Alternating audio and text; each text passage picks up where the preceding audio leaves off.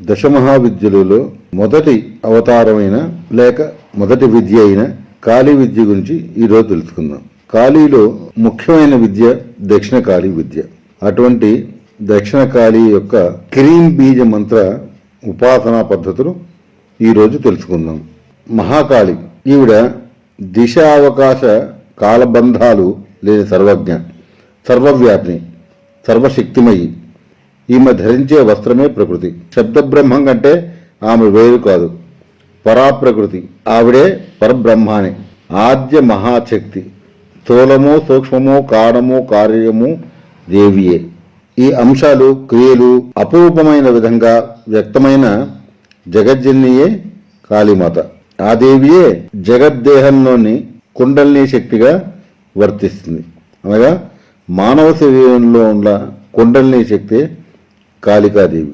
ఇచ్ఛా జ్ఞాన క్రియాశక్తుల ప్రాణశక్తే ఈ కాళీదేవి. మానవుల యొక్క ప్రాణశక్తి ప్రతిక్షణం వినియోగం కావటం చేతను వైషమ్య గుణం వలను క్షీణిస్తున్నది. అంటే మాటి మాటికి శ్వాస పీల్చడం ద్వారా అలా వ్యర్థమవుతున్నది. ఇదే కాలం యొక్క మర్మం. ఆయుర్దాయం అంటే నిర్ణీతమైన శ్వాసల సంఖ్యయే. ఈ కాల లేక కాళీ మర్మాన్ని తెలుసుకుని స్వసిత కర్మను నియంత్రణ చేసుకునే వారికి ఆత్మశక్తి వృద్ధి క్రీం అనే రసజ్ఞాబీజం లభిస్తుంది.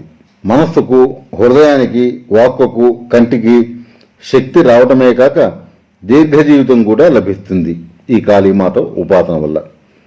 ఉపనిషత్తులు ఈ కాళీ విద్యనే సంసర్గ విద్య అని కీర్తించాయి. దీన్ని కొందరు ప్రాణ విద్య అన్నారు, మరికొందరు ప్రాణోద్గీత విద్య అన్నారు. సంసారులకు కాళీమాత ప్రహార ఖడ్గం, యోగులకు హస్తగత ఖడ్గం. ఈవిడే సృష్టికి మూలం. ఈమె నుంచే సృష్టి మొదలవుతుంది. అందుకని ఈ దశమహావిద్యుల్లోని దేవతలందరినీ స్త్రీ విద్య కిందే మనము చూస్తుంటాం. అటువంటి పరబ్రహ్మ రూపాన్ని ఆడదేవతగా ఎందుకు పూజించాలి అనే ప్రశ్నకు సమాధానం ఇదే. కాళీమాత అంటే కాలం యొక్క రూపమే. సృష్టి అంటే ఆ తల్లికనే సంతానం. కావున కాళీమాత ఉపాసకులకు సంతానం కలుగుతుంది. సంతానం లేకపోవటము అనేది ఈ కాళీమాత ఉపాసకులకి ఉండదు. కాబట్టి ఈవిడ్ని సంతానకాళి అని కూడా పిలుస్తూ ఉంటారు. అయితే ఈ కాళీమాత ఉపాసన అంటే ఏదో ఒక అతీత విషయాన్ని ఆరాధించడం కాదు, జీవితంలో ఉండే ఘోరాన్ని ముందుగా అతిక్రమించాలి. ఇదే కాళికాదేవిలోని ఆకర్షణ. ఏమిటా ఘోరం? సృష్టికి మూలమైన కాళీదేవే తన కన్నపిల్లలను కూడా కాలరూపంలో తినేస్తుంది. కాళీమాత యొక్క అతి ఘోరమైన ప్రత్యేకత కూడా ఇదే. పుట్టుక, చావు, పెరగటం, తరగటం అనేది సర్వజీవన వ్యాపారములలోని సారం. అంతా కాలమే. ఈ కాలం చెల్లిపోతుందనే మన దుగ్ధ నిత్య నైమిత్తికాల బాధల నుండి విడిబడి శాశ్వతంలో లీనం కావటం ఎలాగో ఆ మర్మాన్ని మనకు కాళీమాత బోధిస్తుంది. చావును తినేసి ప్రపంచాన్ని మింగేసే మర్మాన్ని కూడా దేవి ఆ సాధకులకు చూపుతుంది. అది ఎలా సాధ్యపడుతుంది? కాలాతీతత్వం ఎలా చేజిక్కుతుంది అంటే అహంకారాన్ని కాళికాదేవికి బలి ఇచ్చి ఆమెలో ఐక్యం కావటమే దానికి మార్గం. చూసారా, ఇక్కడ బలి అనే పదానికి అహంకారాన్ని బలి ఇచ్చి అన్నారు, అంతే తప్ప మాంసాన్ని బలి ఇచ్చి అని చెప్పలేదు. కావున శుద్ధ దక్షిణాచారంలో ఈ కాళీమాత ఉపాసన చేసుకోవచ్చు. ప్రాణం ద్వారానే కాలాన్ని అనుభవిస్తాం. శరీర యంత్రాన్ని నడిపేది ప్రాణం అంటే కాలం, అంటే కాళీమాత. కాలం తీరిపోవటమే చావు అంటే ప్రాణం పోవటం. దేహత్యాగం చావు కాదు. అవిద్య మరణించడమే నిజమైన చావు. ఆ చావు చచ్చిన వానికి ఇంకో చావు లేదు.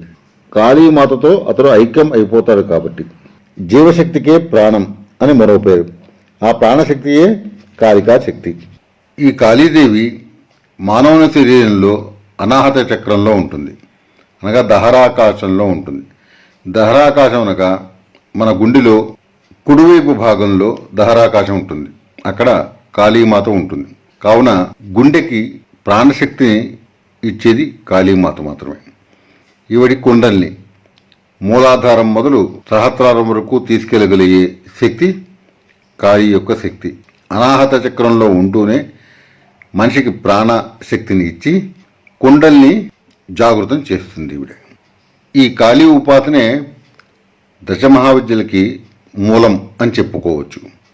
అలాగే నిధి ప్రకరణంలో కూడా చాలా నిధి కనుక్కునే మంత్రాల్లో, నిధుల్ని బయటపెట్టే మంత్రాల్లో కూడా ముందుగా కాళీ ఉపాసన చేసి ఉంటే కానీ అటువంటి మంత్రాలు సిద్ధించవని నిధి ప్రకరణంలో చెప్పబడి ఉన్నది. అయితే ఈ కాళీ ఉపాసనలో కాళీదేవి యొక్క కవచము, వటకు భైరవ కవచము లేక మహాకాల భైరవ కవచము ఇవి చాలా ముఖ్యమైనవి. అనగా కాళీ ఉపాసనలో వటకు భైరవ ఉపాసన లేక మహాకాల భైరవ ఉపాసన అనేవి చాలా ముఖ్యమైనవిగా చెప్పుచుంటారు.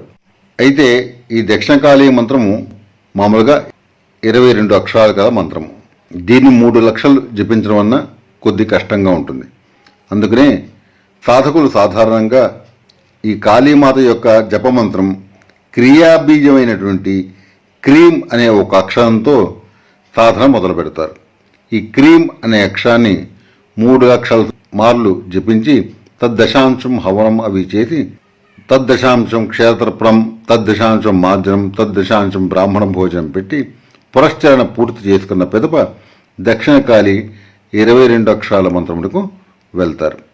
అప్పుడు ఆ దక్షిణకాళి 22 అక్షరాల మంత్రం అత్యంత శీఘ్రముగా ఆ సాధువునికి సిద్ధించి అతని కోరికలను నెరవేర్చగలదు. ఈ కాళీమంత్ర ఉపాసకులు శరీరమే ఒక యంత్రం.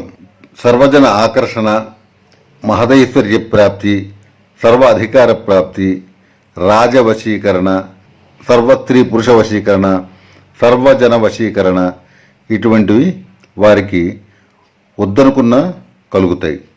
అనిమాజ్యేష్ట సిద్ధులు ప్రాప్తిస్తాయి. అలాగే ఎవరైతే ఈ దక్షిణకాళి బీజాక్షరమైన క్రియా బీజాక్షరమైన క్రీం మంత్ర జపం చేస్తూ ఉంటారో వాడు మూగవాడైన అత్యంత గొప్ప కవి కాగలుగుతాడు. షట్శాస్త్రాల్లోనూ వారికి పరిజ్ఞానం వస్తుంది. అయితే ఈ కాళీమాత అనుగ్రహం కలగాలంటే ఎలా భైరవుడు అనుగ్రహం కలగాలో అలాగే అత్యంత రహస్యమైన మరి యొక్క మృత్యుంజయ మంత్ర ఉపాసన ఉంటే ఇంకా అత్యంత శీఘ్రంగా అనగా శీఘ్రగతిన ఈ మంత్రము సిద్ధించి కోరిన కోరికలు నెరవేర్చగలుగుతుంది. కాళీమాత సాధకులకు చావన్నది తెలీదు. వాళ్ళు ఇచ్ఛామరణం కలిగిన వారు. వారు ఎప్పుడు ఈ దేహం వదిలిపెట్టాలి అంటే అప్పుడు ఆ దేహం వదిలిపెట్టగలుగుతారు.